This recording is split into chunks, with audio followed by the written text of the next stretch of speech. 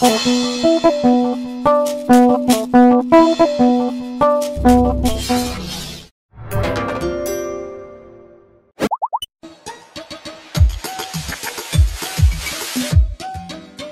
suis Pélagie Lucille Soloté, j'ai 59 ans.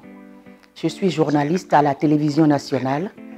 J'ai été recrutée depuis 1986 suite à un concours national de recrutement pour la présentation des programmes à la télévision. On était au départ 106 candidates. Et puis après, de fil en aiguille, on est resté seulement 2 à être retenus. De 1986 à ce jour, je fais mon petit bonhomme de chemin à la télévision nationale. On a parcouru pratiquement toutes les sections de la maison. J'ai touché à la caméra, j'ai touché au son, j'ai touché à l'animation d'abord d'une émission culinaire, d'une émission de musique. Après, on avait fait la présentation en bonne et due forme. On présentait les programmes de la télévision. Et après 1986, j'ai été affectée à la rédaction du journal télévisé. En 1996, j'ai été nommée par le président de la République, paix à son âme, son Excellence le général Mathieu Kérékou. De 1996 à 1999, j'ai été détachée au palais de la présidence de la République en tant qu'attachée de presse du président de la République, du chef de l'État. Fin 1999, à ce jour, je suis restée à la télévision. J'ai quitté la rédaction en chef en 2015, affectée au service marketing et clientèle à l'ancienne maison de la radio. Du service marketing clientèle, je suis partie en haut, c'est-à-dire à l'agence comptable, où je suis actuellement le chef service recouvrement.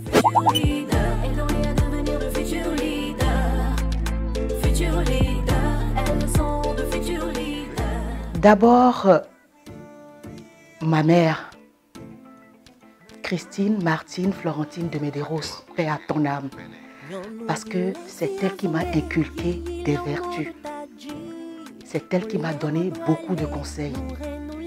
C'est elle qui me suivait pas à pas comme un bébé sur ce terrain, puisque elle aussi, elle travaillait à la radiodiffusion nationale.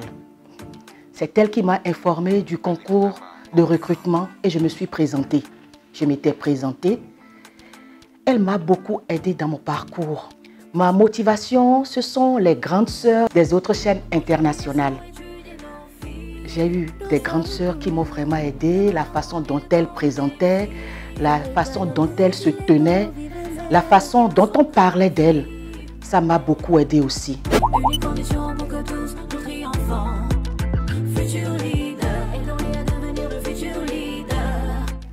Les diplômes académiques, certes, mais la formation professionnelle est très importante. Vous intégrez un milieu de soudeurs, vous devez être soudeur. Vous ne pouvez pas être agriculteur et aller à la soudure du coup. C'est vrai qu'il y a des formations sur le tas.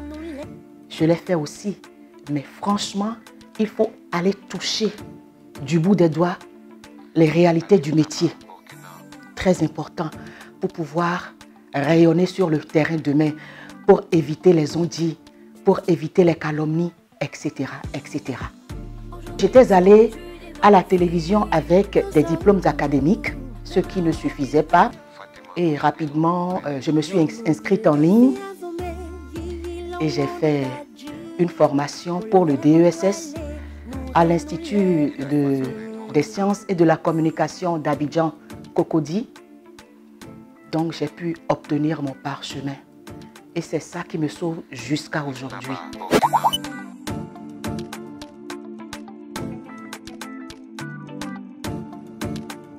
C'est l'environnement lointain qui parle souvent de moi. Dès que je vais au marché, tout le monde m'approche. Ah, voilà la dame de la télé. Ah, Tati, est-ce que vous êtes déjà à la retraite? Comment allez-vous? On ne vous voit plus à la télé. Alors là, monsieur, ça fait chaud au cœur. Ça veut dire que j'ai retenu certaines attentions.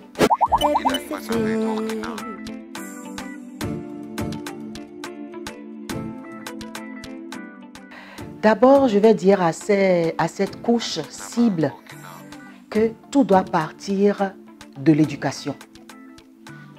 Tout part de l'éducation. D'abord, l'éducation à la base, à la maison, qui concerne les parents. Les parents, d'abord, avant que les enfants n'aillent à l'école, doivent inculquer à ces enfants le savoir-faire, le savoir-être. Comment ils vont faire pour être des modèles demain. Après la maison, l'école. Et là, je m'adresse aux instituteurs qui doivent tout faire pour que l'éducation redevienne comme avant. Le maître parle avec amour à ses écoliers, leur inculque tout ce qu'il faut pour devenir grand.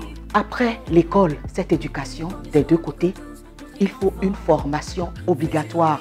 Cette formation qui vous envoie à une profession, avoir la maîtrise de soi, faire face aux hasards de la vie, ne pas se laisser impressionner, savoir qu'on a un but à atteindre, savoir qu'on a là-bas qu'il faut atteindre. Et là-bas, c'est avec la tête haute qu'on l'atteint. C'est avec dignité qu'on atteint.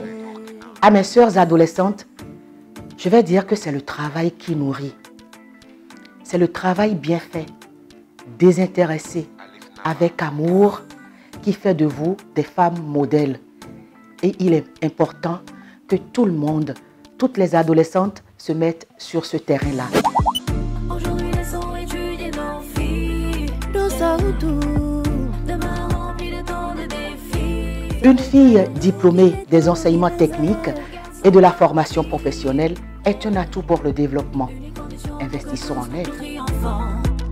Futur leader, aidons-les à devenir de futurs leaders. Futurs leaders, elles sont de futurs leaders.